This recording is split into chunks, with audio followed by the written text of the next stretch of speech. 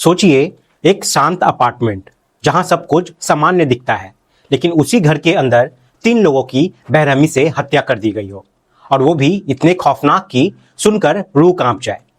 एक 80 साल का बुजुर्ग जिसकी 75 साल की बीमार पत्नी और उसकी देखभाल करने वाली 21 साल की नर्स खुशबू।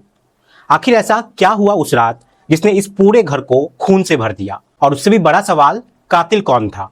ये कहानी सिर्फ एक मर्डर मिस्ट्री नहीं है, बल्कि भरोसे, लालच और चालाकी का ऐसा खेल है जो आपको सोचने पर मजबूर कर देगा।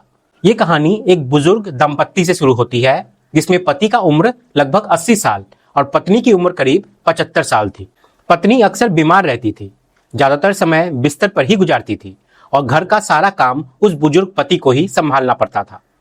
उम्र के इस पड़ाव पर यह जिम्मेदारी उसके लिए बेहद कठिन होती जा रही थी। हालात इतने बिगड़ गए थे कि उन्हें हर रोज कई परेशानियों का सामना करना पड़ता। तभी किसी ने उन्हें सलाह दी कि वे अपने घर में एक नर्स रख ले जो उनकी देखभाल भी करेगी और घर के कामों में भी उनका हाथ बटा देगी। इस सलाह पे उन्होंने अमल किया और नर्स रखने की प्रक्रिया शुरू की। कई लड़कियों का इंटरव्यू हुआ और आखिरकार एक 21 साल की लड़की उन्हें पसंद आई जिसका नाम खुशबू था। खुशबू ने काम के लिए हामी भर दी, लेकिन उसने एक शर्त रखी कि अगर उसका कोई दोस्त उससे मिलने घर आए तो बुजुर्ग दंपत्ति को कोई आपत्ति नहीं होनी चाहिए। दंपत्ति ने यह शर्त मान ली और कहा कि इससे किसी को कोई परेशानी नहीं होनी चाहिए और पड़ोसियों को भी इससे कोई दिक्कत नहीं होनी चाहिए। इसके बाद खुशबू उस घर में काम करने लगती है। करीब 6 महीने तक सब कुछ सामान्य चलता है। वे उनकी सेवा करती है, घर संभालती है और धीरे धीरे परिवार का हिस्सा बन जाती है। लेकिन फिर एक रात ऐसी आती है जिसने सब कुछ बदल कर रख दिया। उस रात घर में मौजूद 3 लोगों की बेरहमी से हत्या कर दी गई थी, वो बुजुर्ग पति पत्नी और खुशबू का भी। ये वारदात जो था, ये इतनी क्रूरता के साथ किया गया था कि हर किसी का दिल दहल जाए। जब ये मामला पुलिस तक पहुंचा तो पुलिस मौके पे पहुंची और जांच शुरू की। शुरुआती जांच में ये साफ हो गया कि हत्या किसी धारदार हथियार से किया गया था और सिर्फ 1-2 बार नहीं बल्कि बार बार हमला किया गया था। पुलिस को घटनास्थल से एक ऐसा सुराग मिला जिसने पूरी जांच की दिशा बदल दी। नर्स जो थी खुशबू, उसके तकिए के नीचे से एक कॉन्डोम रखा हुआ मिलता है। ये छोटा सा सुराग पुलिस को कातिल तक पहुंचाने वाला था। यह मामला इतना सनसनीखेज था कि पूरे इलाके में इसकी चर्चा होने लगी और यहां तक कि विधानसभा में भी यह मुद्दा उठाया गया कि कैसे बुजुर्गों को निशाना बनाया जा रहा है। अब बात आती है 23 जून 2019 की सुबह की, जब इस घटना का खुलासा हुआ। सुबह करीब 8 बजे रोज की तरह घर में काम करने वाली नौकरानी बबली वहां पे पहुंचती है। उसने दरवाजे की घंटी बजाई, लेकिन कोई जवाब नहीं मिला। उसने कुछ देर इंतजार किया और फिर दोबारा घंटी बजाई, फिर भी कोई प्रतिक्रिया नहीं आती है। करीब 10-12 मिनट तक इंतजार करने के बाद उसे शक हुआ। तभी उसे याद आया कि उसके पास घर की एक एक्स्ट्रा चाबी रहती है। उसने उस चाबी से दरवाजा खोलने की कोशिश की तो पता चला कि दरवाजा पहले से ही खुला हुआ था। यह देखकर वो घबरा गई और धीरे धीरे अंदर गई। सबसे पहले वो ड्राइंग रूम में पहुंची और वहां जो उसने देखा उसे देखकर उसकी चीख निकल गई। सामने खुशबू का शव पड़ा हुआ था जो कि एक नर्स थी, और ये जो शव थी इसकी हालत इतनी बुरी थी कि साफ पता चल रहा था उसे बेहद बेरहमी से मारा गया था। डरी हुई बबली तुरंत बुजुर्ग दंपत्ति के कमरे की ओर भागी, लेकिन वहां का नजारा और भी ज्यादा खौफनाक था। दोनों पति पत्नी की भी उसी तरीके से हत्या कर दी गई थी। यह दृश्य देखकर बबली जोर जोर से चिल्लाने लगी। उसकी चीखें सुनकर आसपास के लोग इकट्ठा हो गए और तुरंत पुलिस को सूचना दी गई। पुलिस यहाँ पे मौके पर पहुंची और जांच जो थी वो शुरू होती है। मृतकों की पहचान होती है बुजुर्ग महिला शशि माथुर, उसके पति विष्णु स्वरूप माथुर और उसकी देखभाल करने वाली नर्स खुशबू। जांच में पता चला कि विष्णु स्वरूप माथुर एक सरकारी फार्मासिस्ट थे जो रिटायर हो चुके थे, और उनकी पत्नी भी नगर पालिका परिषद से रिटायर थी। उनका एक बेटा था जिसकी करीब 10 साल पहले एक सड़क हादसे में मौत हो चुकी थी, और एक बेटी थी जिसकी शादी हो चुकी थी। दोनों बुजुर्ग घर में अकेले रहते थे, इसलिए उन्होंने खुशबू को नर्स के रूप में रखा था। अब पुलिस ने यहाँ पे आगे जांच शुरू की और खुशबू के मोबाइल की कॉल डिटेल्स निकाली। उसमें पता चला कि घटना से एक रात पहले उसकी किसी दोस्त से लंबी बातचीत हुई थी। यह सुराग पुलिस को उस दोस्त तक ले गया जो गाजियाबाद में रहता था। उसे हिरासत में लेकर पूछताछ की गई, लेकिन वो लगातार अपनी बयान पर अड़ा रहा और कुछ भी नया यहां से नहीं पता चला। इसी बीच पोस्टमार्टम रिपोर्ट सामने आई जिसमें खुलासा हुआ कि खुशबू के शरीर पर करीब 36 बार वार किए गए थे। उसी तरह बुजुर्ग दाम्पत्य की भी हत्या हुई थी। लेकिन सबसे चौंकाने वाली बात यह थी कि खुशबू के साथ किसी तरीके की कोई जबरदस्ती या शारीरिक संबंध का कोई सबूत नहीं मिला।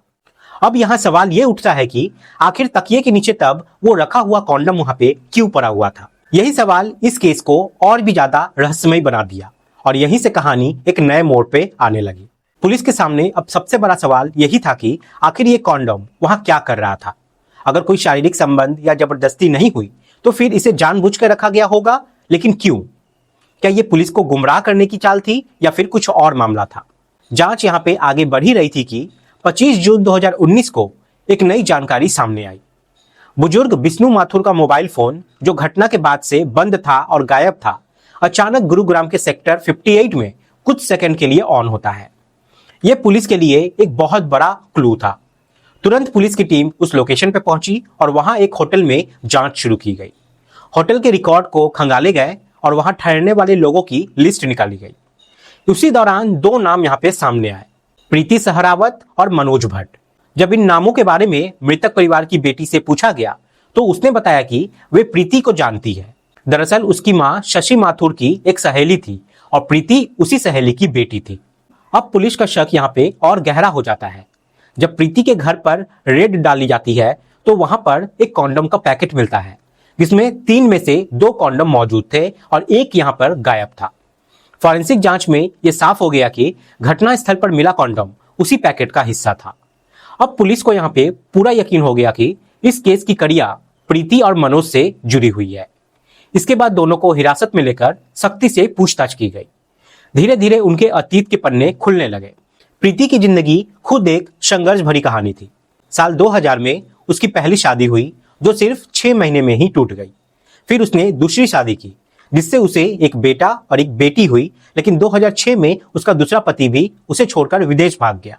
अब प्रीति यहाँ पे अकेली थी और बच्चों की जिम्मेदारी उस पे आ गई थी। जीवन चलाने के लिए उसने कई तरीके के काम किए, कभी कॉल सेंटर तो कभी होटल। बाद में उसने एक पीजी का बिजनेस भी शुरू किया जो शुरू में अच्छा चला, लेकिन किस्मत ने यहां भी उसका साथ नहीं दिया। इसी बीच 2016 में उसकी मुलाकात मनोज भट्ट से हुई। मनोज भट्ट कोई साधारण इंसान नहीं था। उसने साल 2010 में अपनी पत्नी की हत्या की थी और 5 साल जेल में भी काट चुका था, लेकिन उसने ये सच प्रीति से छुपाए रखा। दोनों के बीच नजदीकियां बढ़ी और वे साथ मिलकर काम करने लगे, लेकिन धीरे धीरे उनका पीजी का बिजनेस भी ठप पड़ गया और आर्थिक तंगी बढ़ती चली गई। यहीं से लालच ने जन्म लिया। मनोज बार बार प्रीति से कहता था कि किसी ऐसे व्यक्ति के बारे में बताओ जो अकेले रहता हो और उसके पास पैसा भी हो। तभी प्रीति के दिमाग में शशि माथुर का नाम आया, वही बुजुर्ग महिला जो उसकी मां की सहेली थी और जो अपने पति के साथ अकेले रहती थी। फिर दोनों ने मिलकर एक खौफनाक योजना बनाई। 17 जून 2019 को प्रीति उस घर में गई जहां वो नर्स खुशबू ने दरवाजा खोला। उसने खुद को परिचित बताकर अंदर एंट्री ले ली और वहां की पूरी रेकी की कि घर में कौन रहता है, कितने लोग हैं, आसपास कितने सीसीटीवी कैमरा है, सब कुछ। पूरी जानकारी इकट्ठा करने के बाद उसने मनोज को बताया और फिर 22 जून 2019 की रात उन्होंने अपने प्लान को अंजाम देने का फैसला किया। रात करीब 11:15 पर दोनों उस घर के पास पहुंचे। पहले प्रीति अंदर गई क्योंकि नर्स जो खुशबू थी वे उन्हें पहचानती थी। प्रीति अंदर जाकर कहती है कि उसका बॉयफ्रेंड भी बाहर खड़ा है, क्या मैं उसे अंदर बुला लूं? खुशबू यहाँ पे थोड़ी झिझकती है, लेकिन फिर उसे अंदर आने को कह देती है। मनोज जैसे ही अंदर आता है उसने माहौल सामान्य रखने की कोशिश की और खुशबू से चाय बनाने को कहा। खुशबू किचन में चली गई और उसी दौरान बुजुर्ग बिश्नू माथुर की आंख खुल गई। उन्होंने पूछा कि कौन आया है, तो बताया गया कि प्रीति और उसका एक दोस्त आया है। उन्होंने भी कोई यहाँ पे आपत्ति नहीं जताई। जब खुशबू चाय बनाकर वापस आई तो सब लोग बैठकर चाय पीने लगे। तभी मौका देखकर मनोज ने पीछे से खुशबू पर जोरदार हमला किया।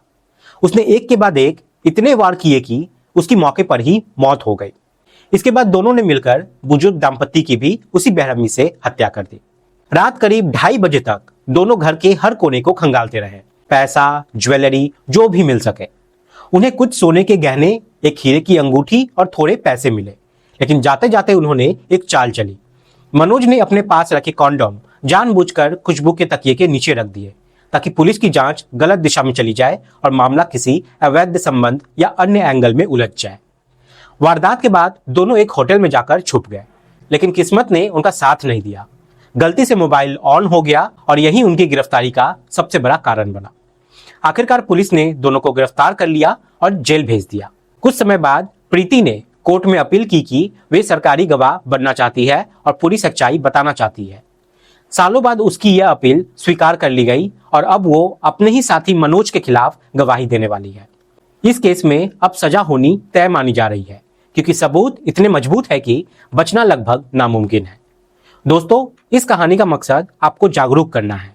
ये सिखाती है कि अंधा भरोसा कभी कभी सबसे बड़ा खतरा बन सकता है। इसलिए आप सतर्क रहें, सावधान रहें। जय हिंद, जय भारत।